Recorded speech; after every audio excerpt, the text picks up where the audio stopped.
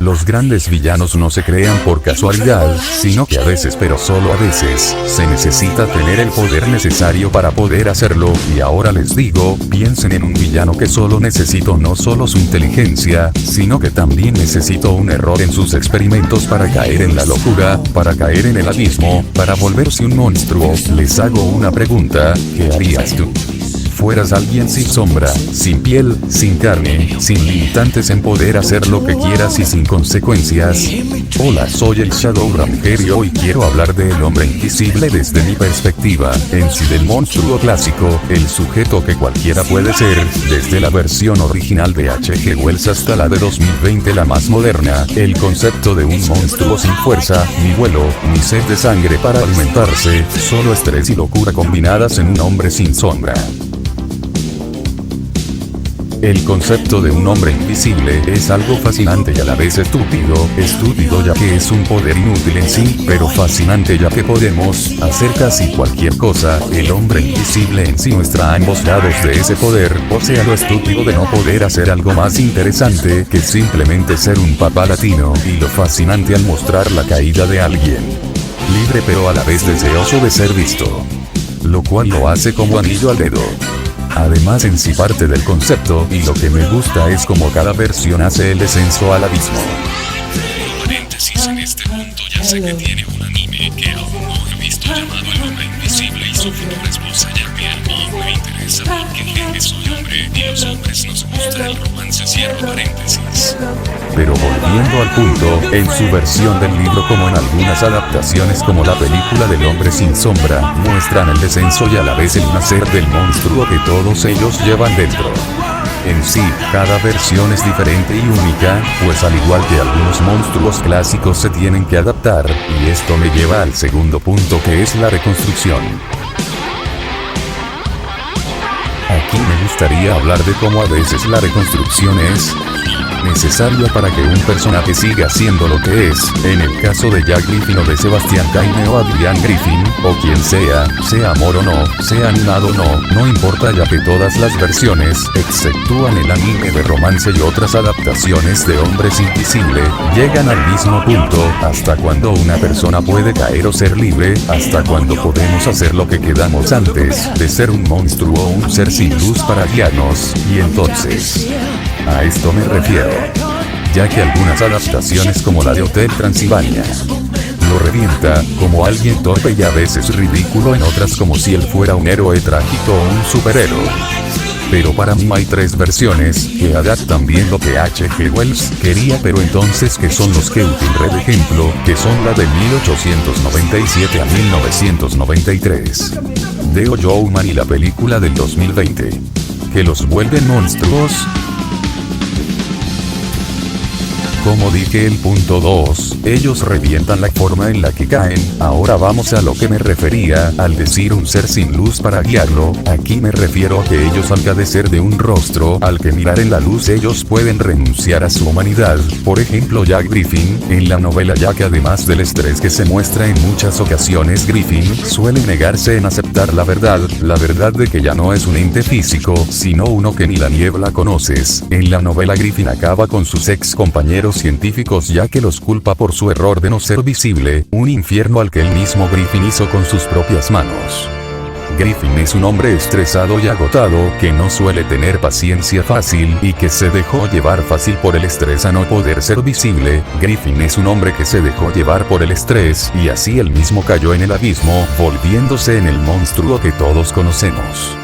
Ahora vamos con Sebastian Caine. Al inicio de la película Sebastian ya era alguien que se creía un dios, era alguien ególatra y egoísta. Sebastian desde el inicio de la película ya se mostraba como alguien que cuando era visible se limitaba a sí mismo, pero después de volverse invisible, aceptó su lado oscuro, su lado monstruoso. Sebastian ya era alguien despreciable y muy confiando en sí mismo, en creerse intocable, pero eso mismo fue lo que lo condenó al final, ya que pensó en tener todo un mundo nuevo para conquistar, pero al final su propio ego lo mató. A diferencia de Griffin, cuya caída nace del aislamiento y la negación, Sebastian Caine ya venía roto desde antes de volverse invisible. Eso es lo interesante de esta versión. No es un hombre destruido por la invisibilidad, sino alguien para quien la invisibilidad es la excusa perfecta para dejar salir lo que ya tenía dentro. Recordemos que el abuso de su vecina del frente acabó con un perro sin piedad alguna y asesinó a sus compañeros de laboratorio, y todo eso lo pudo haber hecho antes, pero no lo hizo, no lo hacía por el miedo a las consecuencias, por eso se limitaba, pero una vez invisible, él dejó salir al verdadero Sebastian Caine.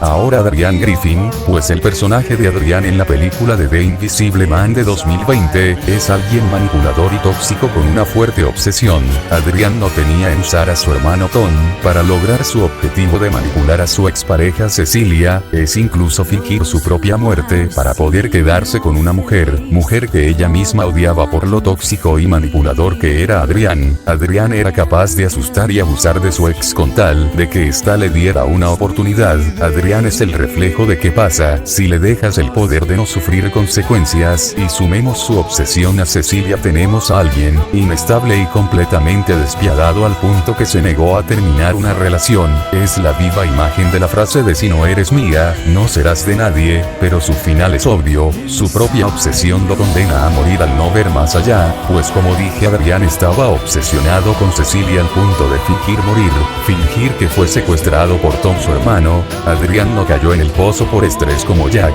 no nació de ese pozo como Sebastián, él mismo dejó que su obsesión lo dominara, para poder crear al monstruo de ese pozo. Pero volviendo a los tres sujetos en cuestión, los tres tienen formas de perder su humanidad de diferentes formas. Jack es un hombre estresado y loco, que se niega a aceptar su error, no mata porque quiere, solo lo hace por estrés. Sebastián ya era un monstruo que es imposible no odiar, y Adrian solo quería controlar a los demás, sentirse superior al controlar una vida. Y ahora vamos al punto 4, ahora vamos a mi punto favorito, y es, ¿qué hace al hombre invisible de miedo? Y es simple, es que viendo el caso de los tres sujetos en cuestión, los tres tienen el límite de no tener moral, los tres se permiten hacer lo que quieran. Imagínate que alguien equivocado tenga dicho poder, no solo no posee el límite moral, ni la idea que no puede ser atrapado, también tiene la ventaja de que sería casi imposible que lo atrapen, ya que siendo sincero, ¿tú le creerías a alguien si te dijera que existe un hombre invisible? ¿Verdad que no? Ese es lo que hace que el hombre invisible dé miedo, ya que su poder es estúpido, no deja de ser útil a él no tener límites, no tener que usar máscara, no tener que ocultar su identidad, hasta para él sería un juego que sería fácil de ganar, y no solo puede escapar de la ley sino que también de otras leyes y estándares sociales. No posee límites, no posee remordimiento, ya que porque alguien sin rostro sentiría remordimiento, porque alguien sin piel riera, porque alguien sin sombra rezaría. El miedo del hombre invisible es simplemente no saber qué puedo hacer. No podemos controlar a un hombre invisible si existiera, porque ¿es capaz un hombre invisible tener alma? Ahora te hago esta pregunta, ¿seguirás diciendo que la invisibilidad es un buen poder cuando te pregunten qué poder eliges? ¿O piensas que algo muy inútil?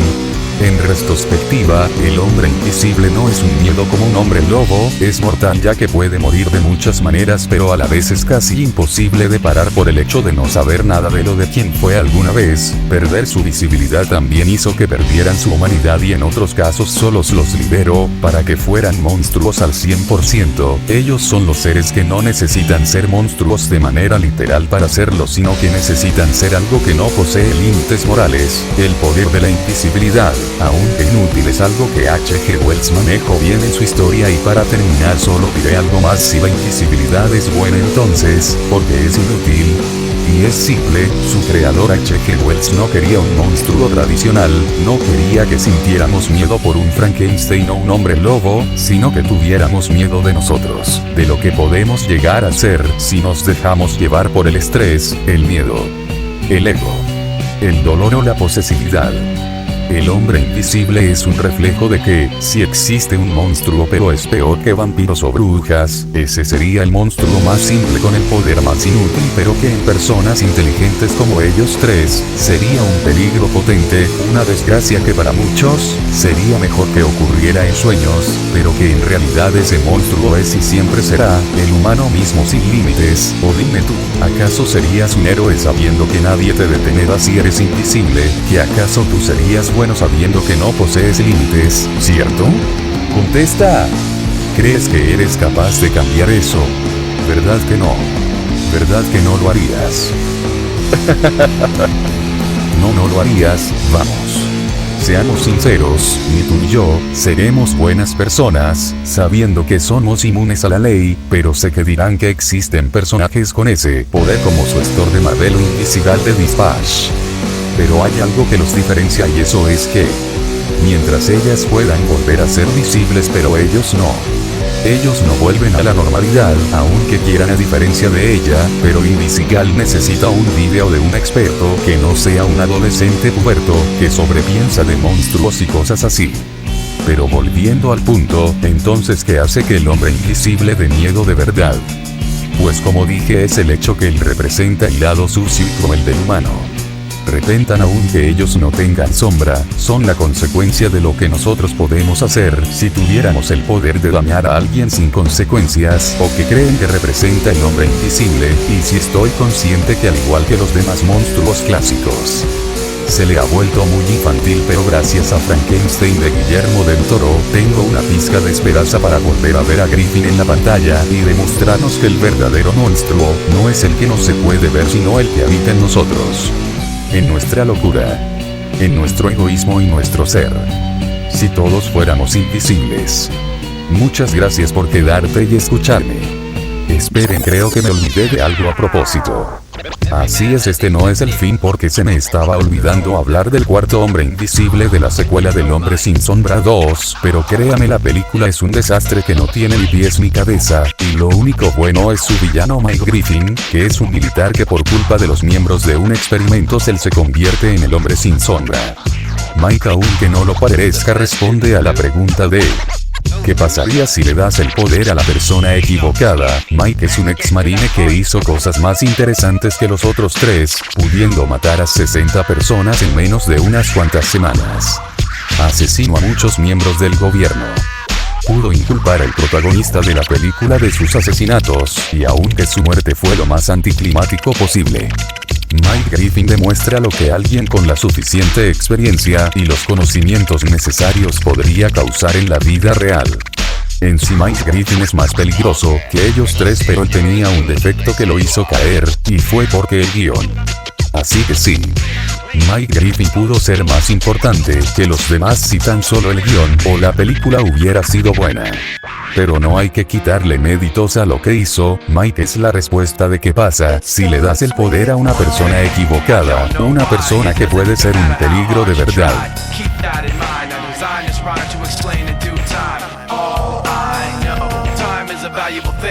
Watch it fly by as the pendulum swings. Watch it count down to the end of the day. The clock takes life away. It's so unreal. Ahora con todo esto dicho, por fin podré decir esto.